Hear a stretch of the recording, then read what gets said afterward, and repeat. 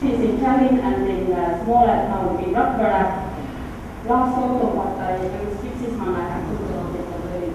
this morning I was talking about work that we've been doing in the far north of Russia with groups of young people. Some of those people identify themselves as skinheads, or having skinhead beliefs. And the second set of people we were working with were ordinary young people, but young people who included drug use in their normal lifestyles. Our research in the SAL project, there are only two countries involved in work on drug use, for example, Estonia and Russia. And there we find a lot of similarities. In general, trends in drug use in what we might call Eastern Europe are very similar to trends in Western Europe, except with a time lag of around 10 years. So where there was before 1989, there was a big difference in levels of drug use. By now, there's only very small differences in levels of drug use, and practices are quite similar.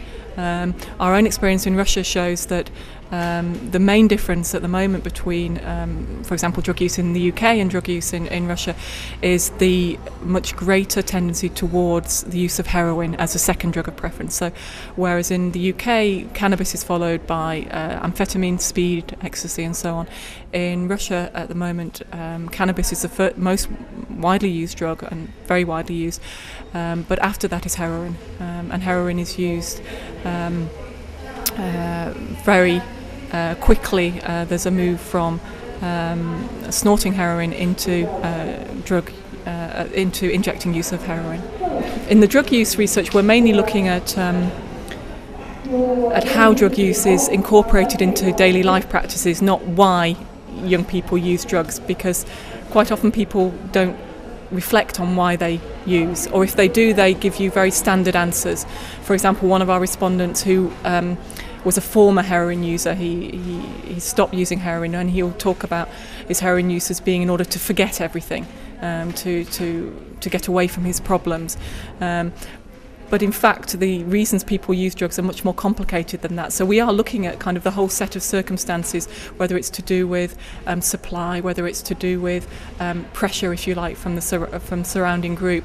But we find it's a very, very complex mix of all of those things. So. And our purpose isn't to try and explain why, because in all societies at all times people have used drugs, and to me it's not the most important question. The question is, are young people using drugs in a safe way? Are young people using drugs in order to ensure they don't become addicted to them? And do they have support mechanisms if they do become addicted? Because to say why are they using and therefore how to stop it seems to me to be a pointless exercise.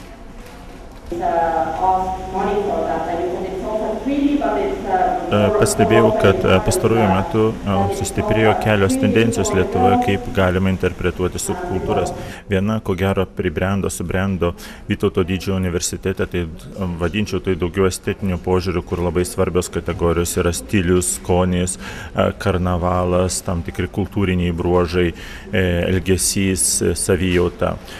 Kitoje aplinkoje, pavyzdžiui, Vilniaus universitete taip, be šios estetinės pusės yra išskiriama vartotojiška pusė ir kalbama apie tai, pavyzdžiui, kūrybinių industrijų ir vartotojiškų tendencijų tarp įvairių subkultūrų subrendimas, kaip to galima būtų pasinaudoti verslo tikslais ir panašiais dalykais. Tačiau pastaruoju metu, brestant įvairiems visuomeniniams konfliktams dėl viešųjų erdvių ar atsirandant jaunoms politinėms partijoms, apskritai brestant pilietiniam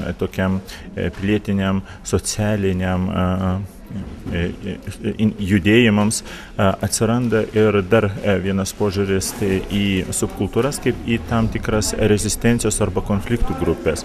Tai yra tokie žmonės, kurie nuolatos yra konflikto arba protesto aplinkoje. Jie važiuoja iš vienų riaušių į kitas riaušės, jie važiuoja iš vienų mitingų į kitus mitingus, jie susirašinėja, jie palaiko vieno kitus ir jie tampa profesionalūs rezistencijos arba konfliktų aktyvistais. Ir šiandien aš noriu būtent norėčiau išskirti šitą grupę.